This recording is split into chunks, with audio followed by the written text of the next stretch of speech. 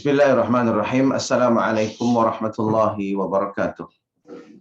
Alhamdulillahilladzi bi ni'matihi tatimmus shalihat. Wassalatu wassalamu ala sayyidis sadat sayyidina wa maulana Muhammadin wa ala alihi wa sahbihi ajma'in, amma ba'd. Qala Allah subhanahu wa ta'ala fil Qur'anil Karim, a'udzu billahi minasy syaithanir rajim. Bismillahirrahmanirrahim. Qul hal yastawi alladhina ya'lamun walladhina la ya'lamun innama yatadhakkaru ulul albab. Shadaqallahu maulana al-azim.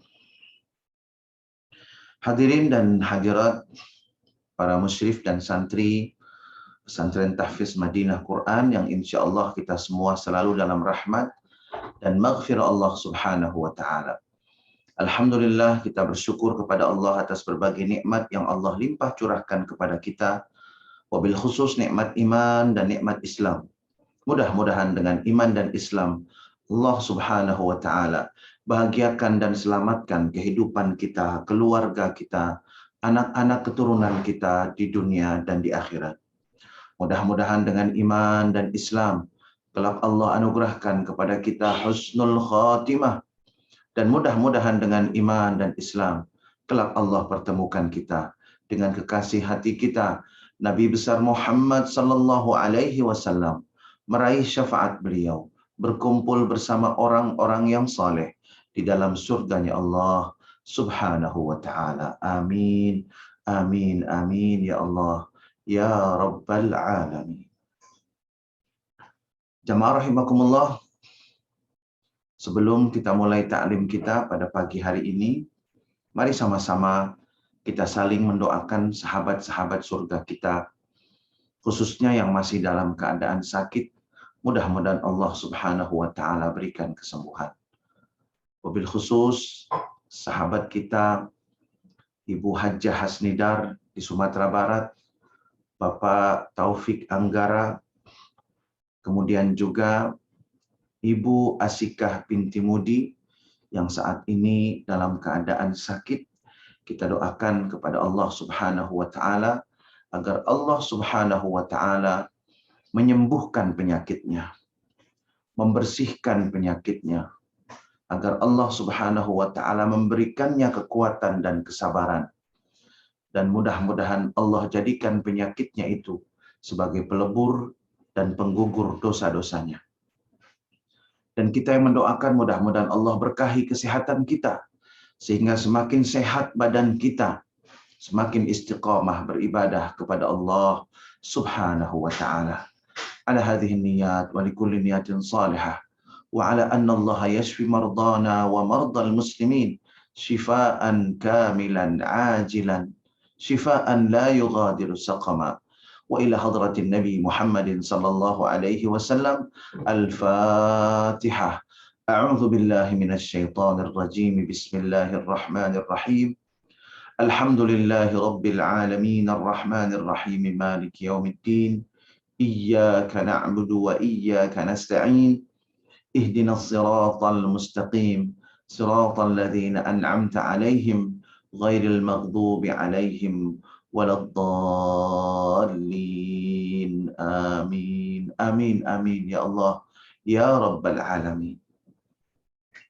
Jamaah rahimakumullah, pada taklim kita pagi hari ini kita akan melanjutkan taklim fikih Imamuna al-Imam Syafi'i yang membahas tentang tuntunan salat-salat sunnah sepanjang hari. Dan insya Allah pada taklim kali ini adalah memasuki bagian akhir dari pembahasan tentang tuntunan salat-salat sunnah sepanjang hari. Dan alhamdulillah kita sudah membahas berbagai salat sunnah yang dapat dilakukan oleh seseorang untuk menambah kedekatan dengan Allah subhanahu wa ta'ala, untuk menambah keberkahan hidupnya di dunia dan di akhirat, mulai dari waktu fajar sampai dengan sebelum fajar.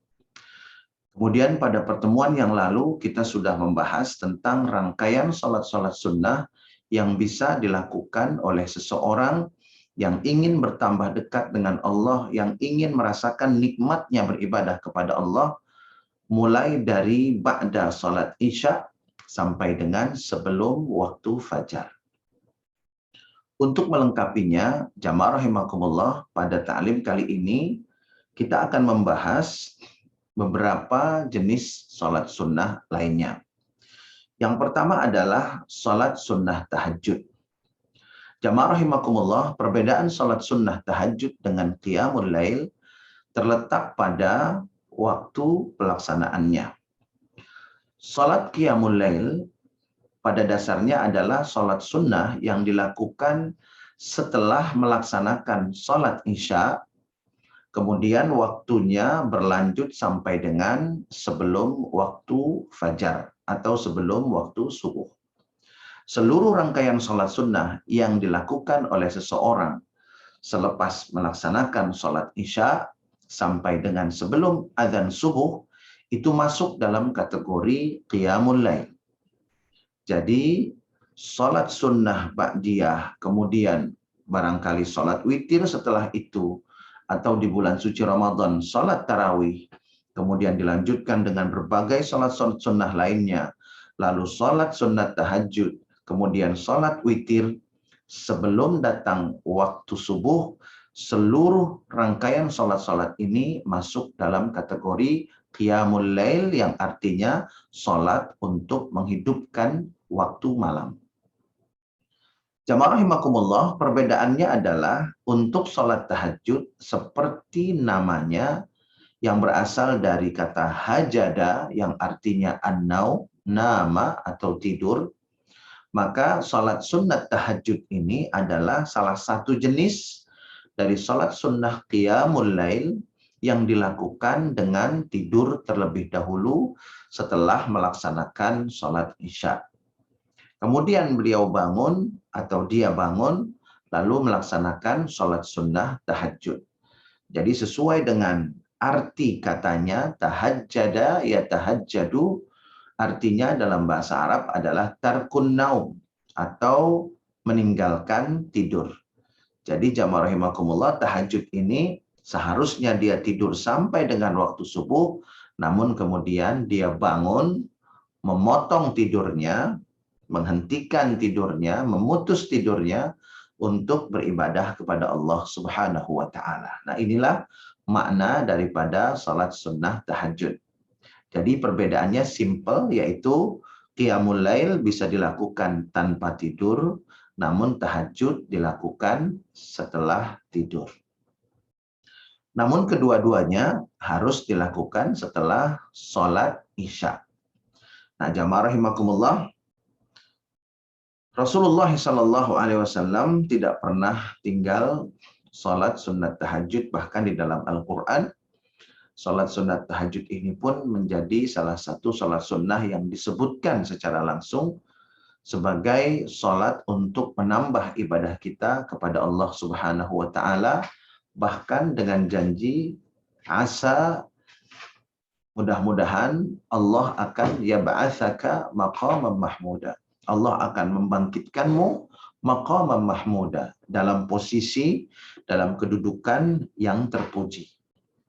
Mudah-mudahan kita yang sudah istiqomah salat tahajud, mudah-mudahan kelak Allah Subhanahu wa Ta'ala di alam akhirat memberikan kepada kita posisi yang terpuji seperti kita menikmati posisi yang terpuji di dunia ini.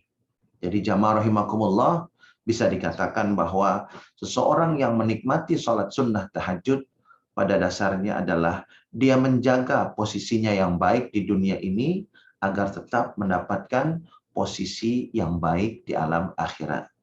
Betapa ruginya seseorang di dunia posisinya bagus, posisinya baik, statusnya bagus, statusnya baik, keadaannya bagus dan baik, namun kemudian karena lalai, di akhirat posisinya berubah menjadi posisi yang rendah, posisi yang terhina, posisi yang menderita, dan ini merupakan suatu kerugian yang sangat besar.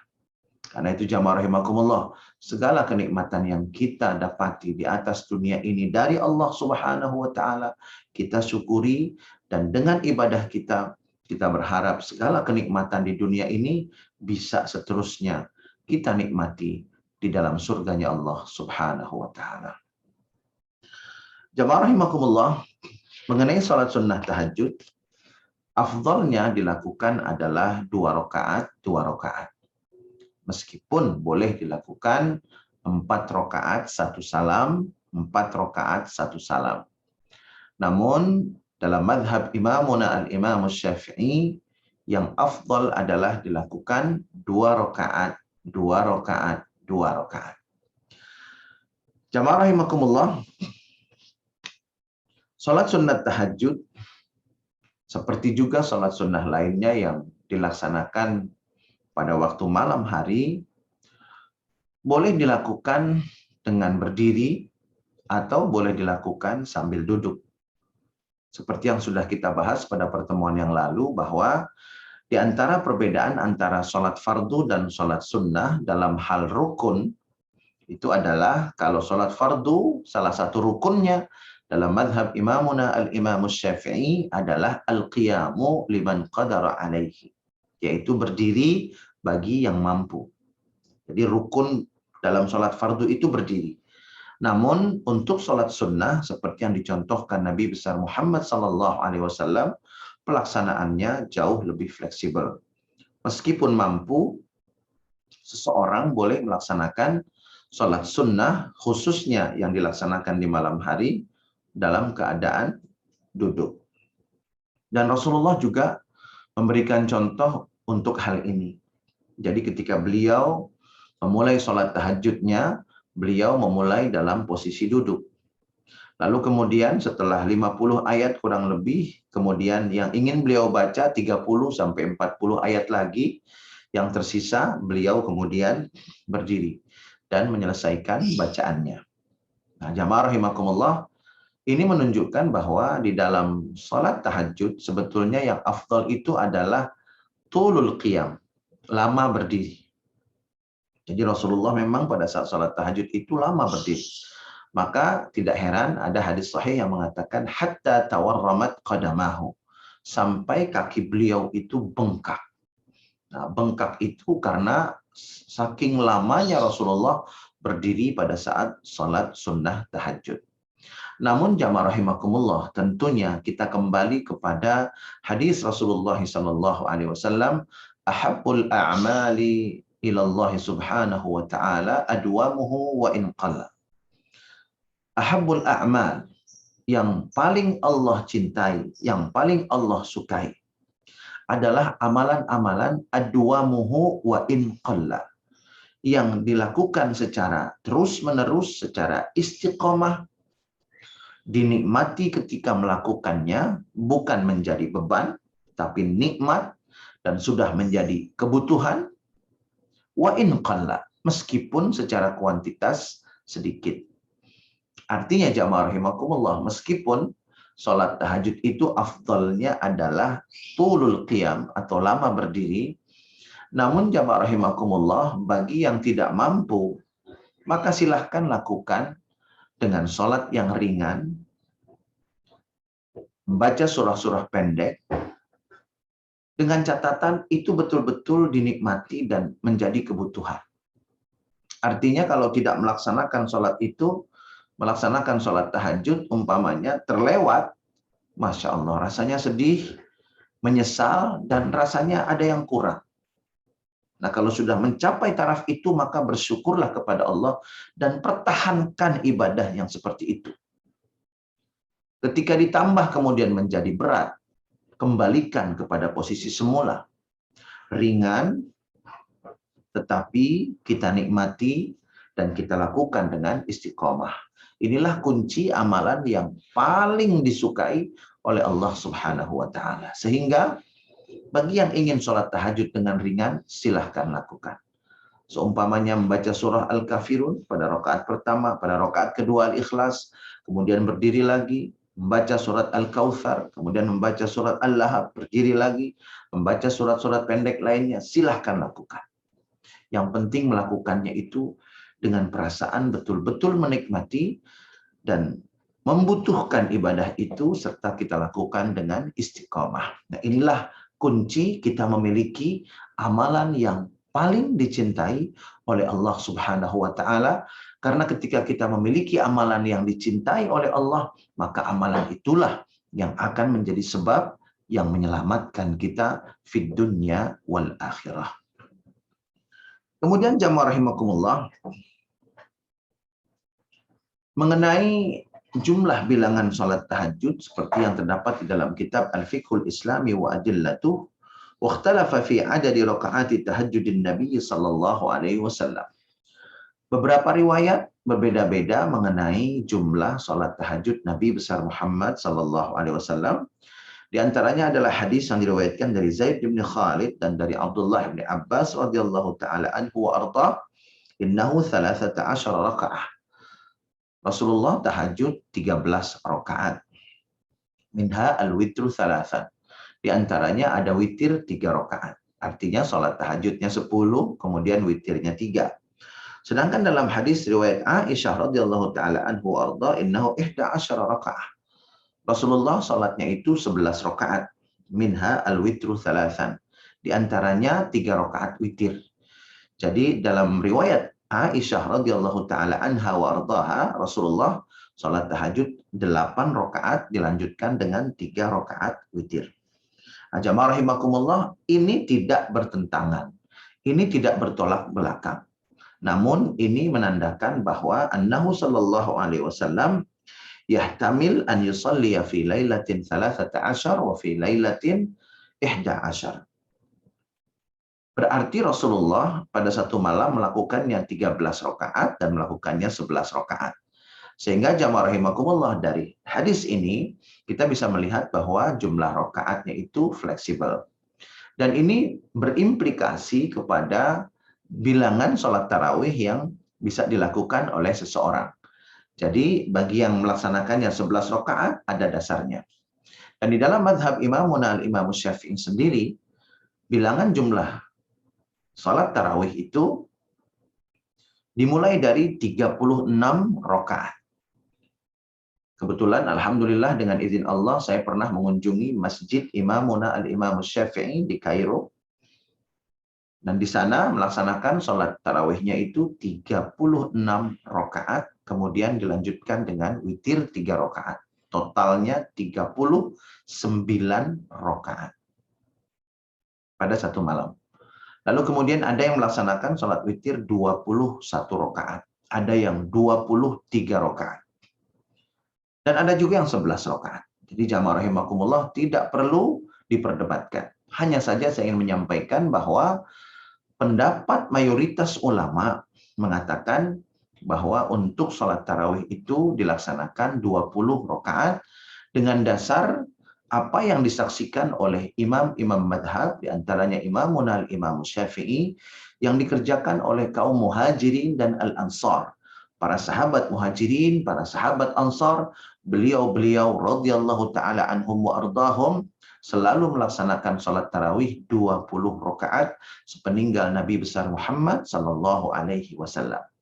Namun sekali lagi silahkan untuk memilih jumlah rakaat, yaitu 11, 21, 23, atau bahkan 36, silahkan. Karena memang Rasulullah mengisyaratkan jumlahnya bisa sangat fleksibel.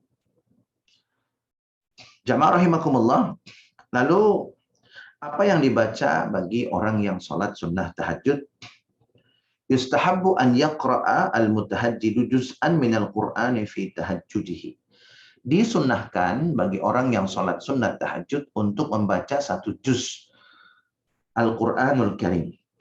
Fa inna Nabiya sallallahu alaihi wasallam kana yaf'aluhu. Karena inilah yang selalu dilakukan oleh Nabi besar Muhammad sallallahu alaihi wasallam. Wa huwa mukhayyar bainal jahri wal israr. Dan orang yang sholat tahajud meskipun sendiri, dia boleh memilih membacanya dengan perlahan-lahan atau membaca dengan mengeraskan suara. Meskipun yang dianjurkan adalah mengeraskan suara, karena itu ansyat lil mutahajjid. Karena itu lebih mampu untuk memberi semangat kepada orang yang sholat tahajud di waktu malam hari. Nah, inilah jamaah rahimakumullah sekilas tentang tuntunan sholat sunat tahajud. waktu yang paling afdol untuk melaksanakan sholat sunat tahajud adalah sepertiga malam terakhir. Dan seperti yang sudah saya sampaikan, sepertiga malam pertama itu berawal dari ba'da sholat isya sampai dengan pukul 10 atau setengah 11 malam. Ini sepertiga malam pertama. Kemudian sepertiga malam kedua itu adalah rentang antara pukul 10 malam atau setengah 11 malam sampai dengan pukul 1 atau sampai dengan setengah 2 malam. Nah, kemudian sepertiga malam yang terakhir adalah pukul 1 atau setengah 2 dini hari sampai dengan sebelum waktu subuh. Jadi waktu yang paling afdol untuk melaksanakan sholat sunat tahajud adalah antara pukul 1 atau setengah 2 dini hari sampai dengan sebelum waktu subuh. Untuk pelaksanaan witir, jamaah rahimakumullah, ada beberapa cara.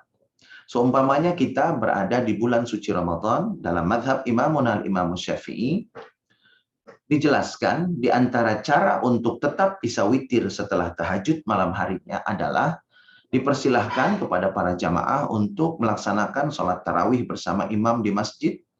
Lalu kemudian pada saat witir, ketika imam memimpin witir rokaat yang ganjil atau rokaat yang terakhir umpamanya, maka kalau imamnya salam, kita yang ada rencana untuk witir setelah sholat tahajud nanti malam, itu tidak salam tapi berdiri lagi menambah bilangan witirnya sehingga tetap genap. Ini boleh dilakukan seperti itu. Lalu kemudian nanti malamnya setelah sholat tahajud, tinggal melaksanakan sholat witir 1 rakaat, sehingga rangkaian sholat witir kita dalam malam itu tetap jumlahnya ganjil. Tentunya dengan memperhatikan niatnya, usolli sunnatan minal witri rakaataini. Lillahi ta'ala. Saya niat sholat sunnat bagian dari rangkaian witir 2 rakaat lillahi ta'ala. Saya mengingatkan, kalau niat kita sholat witir itu 2 rakaat, berarti usolli sunnatan minal witri. Kita tambahkan kata-kata minal witri, termasuk rangkaian sholat witir 2 rakaat. Karena 2 rakaat ini genap, sedangkan witir artinya ganjil. Nah, untuk sholat witir yang dilaksanakan dengan jumlah bilangan yang sudah ganjil, 1 rakaat umpamanya, atau 3 rakaat 1 salam, maka niatnya sholli sunnatal witri. Saya niat sholat sunnah witir. Salah 1 rakaat, 3 rakaat. Atau rakaatan, 1 rakaat lillahi ta'ala. Nah, kira-kira seperti itu, jamaah rahimakumullah. Namun seandainya kita merasa canggung, orang-orang salam kok saya berdiri sendiri, itu boleh juga setelah tarawih kita pulang ke rumah tidak melaksanakan witir bersama jamaah. Atau bisa juga kita melaksanakan witir bersama jamaah tarawih di masjid, lengkap witirnya mengikuti imam, sehingga setelah tahajud nanti kita tidak usah melaksanakan witir lagi. Cukup dengan witir yang sudah dilakukan setelah sholat tarawih. Jamaah rahimakumullah, kalau ada pertanyaan, bukankah witir itu sholat yang menutup daripada rangkaian semua sholat? Memang ada hadis Rasulullah yang mengatakan, ij'alu akhir sholatikum al-witr. Jadikanlah witir itu sholat terakhir dari rangkaian sholat-sholat kalian dalam satu hari. Namun sekali lagi, ini bukan sesuatu yang wajib, tetapi ini adalah anjuran. Artinya kita tetap boleh menjadikan sholat tahajud kita sebagai sholat yang terakhir, karena witir sudah kita lakukan bersama imam setelah sholat tarawih. Atau barangkali di luar bulan Ramadan, sebelum tidur kita sholat witir 1 rakaat, kemudian setelah bangun sholat tahajud, maka jamaah rahimakumullah tidak perlu kita melaksanakan witir lagi. Kira-kira ini tuntunan daripada sholat-sholat sunnah sepanjang hari. Nah, jamaah rahimakumullah, sebagai penutup, saya ingin menambahkan satu sunnah yang sudah banyak ditinggalkan oleh umat Nabi besar Muhammad SAW, yaitu sholat sunnah sepulang safar. Jamaah rahimakumullah, dalilnya adalah hadis yang diriwayatkan oleh Sayyiduna Ka'ab ibn Malik radhiyallahu taala anhu wa ardhah dengan sanad yang sahih. Rasulullah SAW diceritakan oleh beliau, karena idza qadima min safarihi bada'a bil masjid. Rasulullah kalau datang dari safar, perjalanan yang jauh, yang safar, maka Rasulullah akan memulainya ketika pulang itu dengan ke masjid. Tentunya masjid yang paling dekat dengan rumahnya. Nah, jamaah rahimakumullah, ini adalah salah satu sunnah dari Nabi besar Muhammad sallallahu alaihi wasallam. Artinya Rasulullah setiap kali beliau pulang dari safar, dan di dalam madhab Imamuna al-Imam Syafi'i, safar itu adalah perjalanan yang mubah atau perjalanan dalam keadaan taat kepada Allah yang jaraknya sudah mencapai 80 km minimal. Nah, ini definisi safar. Jadi definisi safar adalah perjalanan yang mubah. Contohnya mubah itu berdagang untuk yang halal, ya. Atau perjalanan taat. Umpamanya perjalanan taat itu menuju ke pesantren, berangkat umroh, berangkat haji. Nah, ini betul jelas-jelas perjalanan, ada rangkaian ibadah di situ. Atau perjalanan mubah. Artinya safar tidak boleh dilakukan dalam perjalanan yang maksiat. Untuk perjalanan maksiat tidak bisa disebut safar, tapi disebutnya perjalanan saja. Dan tidak berlaku hukum-hukum safar, tidak berlaku keistimewaan safar seperti diijabahnya doa oleh Allah Subhanahu wa Ta'ala. Jadi safar hanya berlaku bagi perjalanan yang mubah, kemudian perjalanan yang dalam rangka ketaatan kepada Allah Subhanahu wa Ta'ala yang jaraknya minimum dalam madhab Imamuna al-Imam Syafi'i sudah mencapai 80 km. Rasulullah sepulang dari safar, beliau tidak langsung ke rumah, tapi beliau singgah ke masjid terdekat dari rumah beliau dan melaksanakan sholat sunnah 2 rakaat. Jamaah rahimakumullah, barangkali ada yang mengira sholat sunnah 2 rakaat ini adalah sholat sunnah tahiyatul masjid, karena dilaksanakan di masjid. Maka dalam taklim ini saya tegaskan, dalam mazhab Imamun al-Imam Syafi'i, sholat sunnah sepulang dari safar yang dilakukan oleh Rasulullah bukan sholat sunnat tahiyatul masjid, tetapi sholat yang memang khusus dilakukan oleh Rasulullah setelah beliau pulang atau kembali dari safar sebelum beliau masuk ke dalam rumahnya. Tentunya dalam kondisi pandemi ini bisa disesuaikan. Jamaah rahimakumullah, bagi yang safar kemudian pulang khawatir, masih ada kekhawatiran untuk sholat di dalam masjid, terkena atau tertular dari wabah atau pandemi yang sedang terjadi saat ini, dan mudah-mudahan segera Allah bersihkan dan Allah angkat. Jamaah rahimakumullah, tentunya dalam kondisi seperti ini dia bisa lakukan di rumahnya. Kalau di rumahnya ada tempat sholat khusus, musola rumah, maka hendaknya jangan ke kamar terlebih dahulu, tetapi sholatlah di musola rumah tersebut. Namun kalau tidak memiliki musola, maka sholatlah di tempat mana yang ditentukan. Ini kalau ada uzur syar'i. Kalau tidak ada alasan atau kendala syar'i, maka afdalnya dilaksanakan di masjid. Jadi pulang, kemudian ke masjid, baru kembali ke rumah. Inilah yang selalu dilaksanakan oleh Rasulullah SAW, dan Rasulullah memerintahkan sahabatnya, diantaranya Sayyidina Jabir bin Abdullah, ketika beliau baru datang karena untanya lambat, beliau memerintahkan Sayyidina Jabir untuk melaksanakan sholat sunnah di masjid, baru kemudian pulang ke rumahnya. Jamaah rahimakumullah, bagaimana tata cara niat sholat sunnah pulang dari safar ini? Sebetulnya tidak ada yang baku, tetapi barangkali apa yang saya sampaikan bisa menjadi salah satu opsi, yaitu mari sama-sama kita perhatikan, usolli sunnatan rakaataini ba'da safari lillahi ta'ala. Usolli sunnatan rakaataini ba'da safari lillahi ta'ala.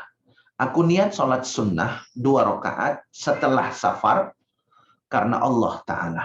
Usolli sunnatan rakaataini ba'da safari lillahi ta'ala. Ini dilakukan jamaah rahimakumullah boleh dalam seluruh rangkaian waktu, termasuk rangkaian waktu yang dilarang untuk melaksanakan sholat-sholat tertentu, karena ini masuk dalam kategori sholat sunnah yang sebabnya ada, yaitu datang dulu, baru kemudian dia sholat. Jadi boleh dilakukan dalam seluruh waktu, dalam berbagai waktu. Tidak ada larangan sama sekali. Jadi saya mengajak kepada jamaah sekalian, mari sama-sama kita hidupkan sunnah ini yang sudah banyak ditinggalkan untuk menambah lagi ibadah kita. Yang pulang dari safar, silahkan jangan langsung ke rumah, tapi mampir ke masjid terdekat, laksanakan sholat sunnah 2 rakaat. Rakaat pertama membaca Al-Kafiru, rakaat kedua membaca Al-Ikhlas. Nah, jamaah rahimakumullah, mudah-mudahan dengan cara seperti ini, ibadah kita lebih meningkat lagi. Dan yang paling penting, ibadah kita bukan hanya meniru orang tanpa ilmu, tetapi insya Allah ibadah kita memiliki tuntunan yang jelas dari para imam madhab ahlus sunnah wal jamaah, yaitu diantaranya Imamunal Imam Syafi'i yang mengikuti para salafus saleh, mengikuti Rasulullah Sallallahu Alaihi Wasallam. Jamaah rahimakumullah, inilah taklim kita untuk kesempatan pagi hari ini. Mudah-mudahan ada manfaatnya dan mudah-mudahan memotivasi kita untuk meningkatkan kualitas ibadah kita sesuai dengan tuntunan Rasulullah Sallallahu Alaihi Wasallam. Bismillahirrahmanirrahim. Alhamdulillahirabbil alamin. Allahumma shalli ala sayidina Muhammad wa ala ali sayidina Muhammad. Allahumma la tada'alana fi majlisina hadza dzamban illa ghafartah. Ya Allah ya Rabbana, ampuni dosa-dosa kami yang hadir di majlis ini. Wala aiban illa satartah. Ya Allah, aib masa lalu kami tutup ya Allah dunia dan akhirat. Wala maridan illa syafaitah. Ya Allah, yang sakit sembuhkan ya Allah. Wala dainan illa qadaitah. Ya Allah, yang berhutang lunasi ya Allah, mampukan dia untuk melunasi hutang-hutangnya. Wala hajatan min hawaijid dunya wal akhirah illa qadaitaha wa yassartaha ya Allah rabbal alamin. Yang memiliki rencana ya Allah, maka mudahkan urusannya untuk kemaslahatannya dunia dan akhirat. Rabbana hab lana min azwajina wa dzurriyyatina qurrata a'yun waj'alna lil muttaqina imama. Ya Allah ya Rabbana, anugerahkan pada kami pasangan hidup kami, anak-anak keturunan kami, jadikan mereka semua ya Allah penyejuk mata kami, dan jadikan kami pemimpin orang-orang yang bertakwa. Rabbana ighfir lana wa liwalidayna warhamhuma kama rabbayana shighara. Rabbana atina fid dunya hasanah wa fil akhirati hasanah wa qina adzaban nar. Wa sallallahu ala sayyidina maulana Muhammadin wa ala alihi wa sahbihi wasallam. Walhamdulillahi rabbil alamin. Kita tutup dengan doa kafaratul majlis. Subhanakallahumma wa bihamdika asyhadu an la ilaha illa anta astaghfiruka wa atubu ilaik. Billahi taufiq wal hidayah. Wassalamualaikum warahmatullahi wabarakatuh. Waalaikumsalam. Sama-sama. Barakallah. Barakallah.